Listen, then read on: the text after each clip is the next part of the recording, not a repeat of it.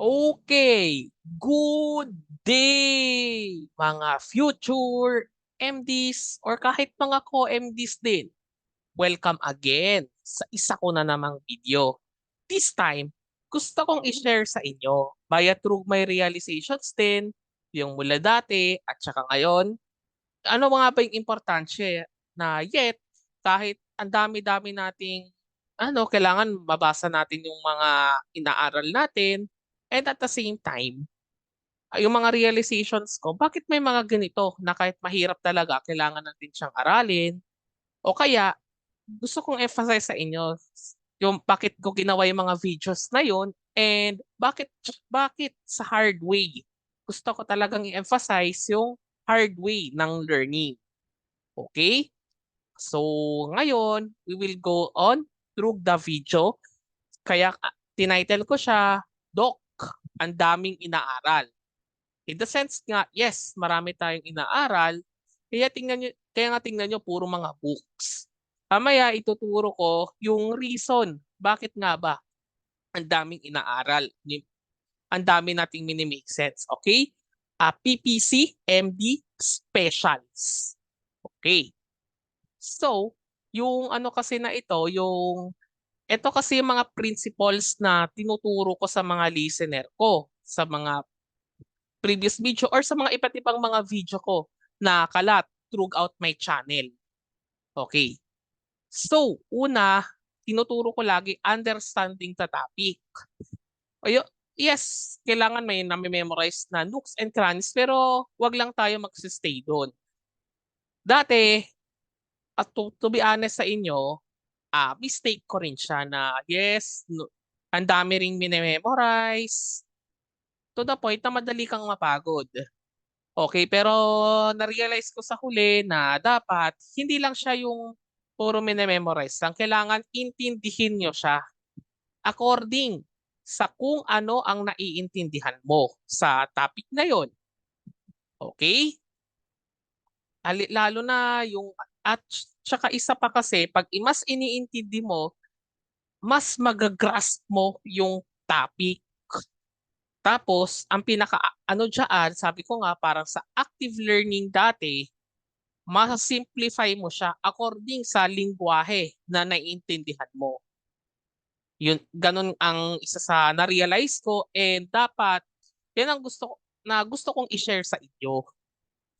Second, again nga, vertical, horizontal, or horizontal, vertical learning with clinical correlation, treating the medicine as one whole subject.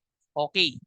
So yung mga, as I said ka sa mga videos ko, yung mga box dito, ayan, yung mga box na to, hindi lang mga display yan. May meaning yan, yung mga yan. Halimbawa, okay, horizontal learning, halimbawa, natutunan ko sa biochemistry, apply ko sa physiology, natutunan ko sa gross anatomy, i-apply ko sa physiology, i-apply ko sa neuroanatomy, tapos i-apply ko rin yung, halimbawa, sa brain.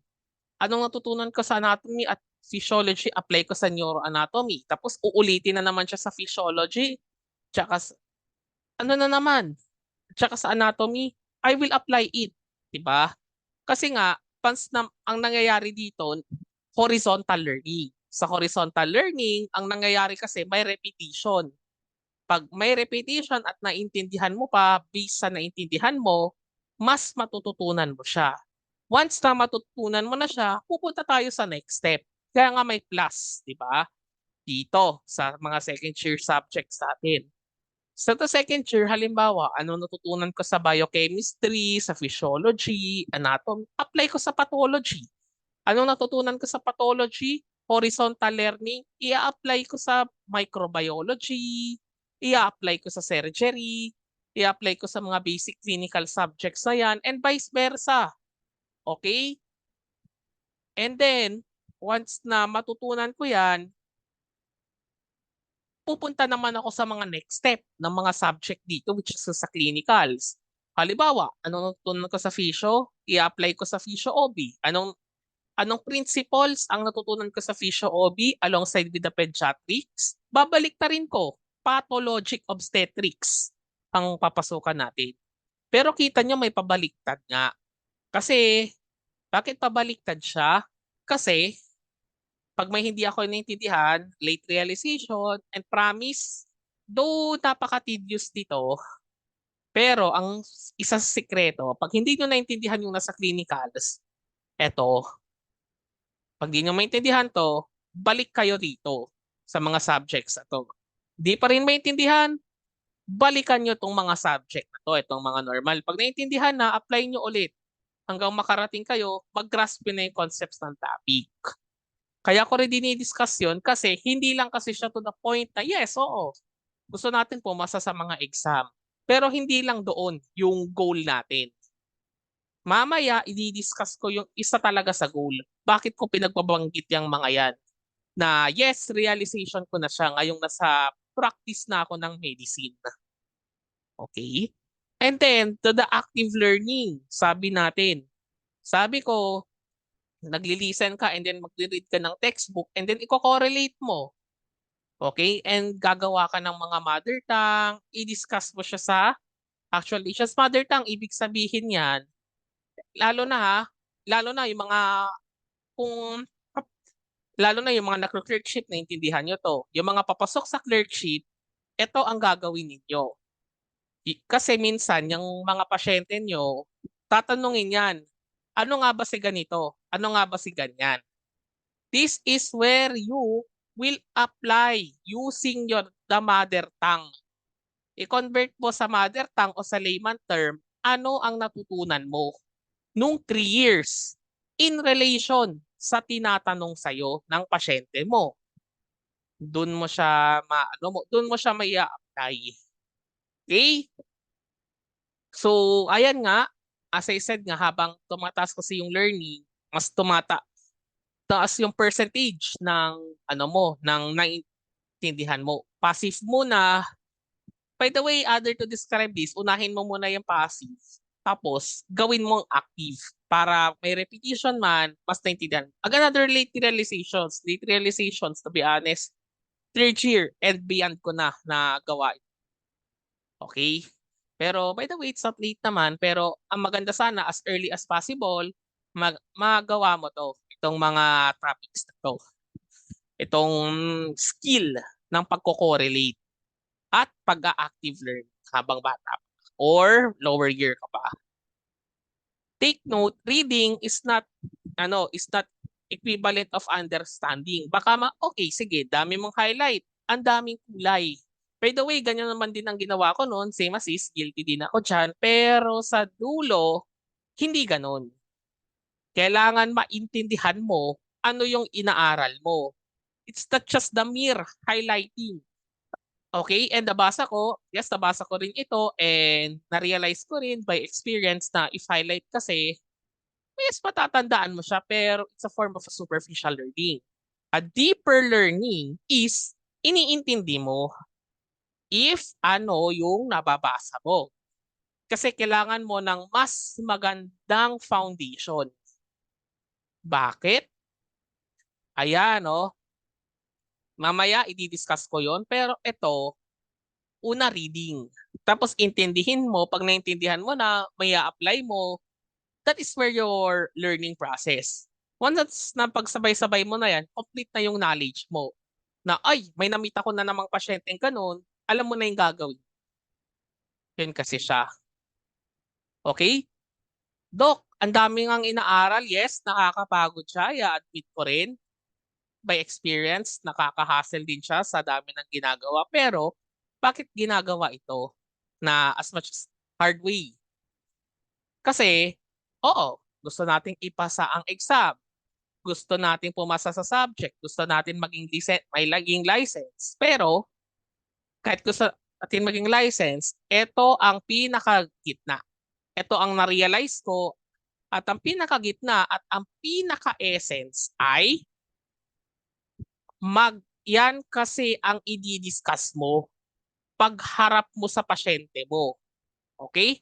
So, kasi pag humarap ka sa actual na pasyente mo sa third year pa lang, okay? Sa third year pa lang 'di ba makikita nyo may mga SGD na or may mga CPC. Bakit ganon? Kasi ganyan ang magiging method nyo if paano kayo makikipag-usap sa mga pasyente ninyo. Okay. Ganyan ang method natin, pero marami talaga. I know that. Naintindihan ko na marami siya. Pero ang sana natin is gusto natin mas maganda ang foundation para mas effective ang ano nga ba yung gusto mong malaman sa pasyente mo. And then paano mo siya madidiscuss? Hindi naman sabihin ng pasyente sa'yo na meron akong hindi naman sabihin ng pasyente mo, halimbawa, okay. Halimbawa, na Dok, may butas yung tiyan ko. Dok, ah dito, yung meron akong diabetes. Though yes, sabihin natin meron na siya dati, pero most likely, o kaya sabihin na lang natin, Dok, nag-angina ako. Hindi ganun. Usually, Dok, masakit ang puso ko. Dok, suka ako ng suka. Dok, nahihilo ako. Usually, via that chief complaint and the history and physical exam na i-apply nyo yung natutunan nyo ng clerkship at internship, dyan yung first steps. And then makagawa kayo ng differential diagnosis nyo, and based on your differential diagnosis, doon kayo gagawa ng mga ancillary procedures nyo, mapa laboratory or x-ray o radiology man yan. Again ha, kaya sinasabi ko sa iyo, radiology, please, please, please. Map, radiology, kahit radiology man yan, clean path yan, psychiatry, please, huwag ninyo silang i-guard down. Ha? Kasi importante yun para sa pagtingin ng pasyente ninyo. Okay? So, goal, good background equals the effective communication and examination, and then yung justified. Meaning, ano yung naiisip mo na pinaka-justifiable na differential? We're not perfect naman.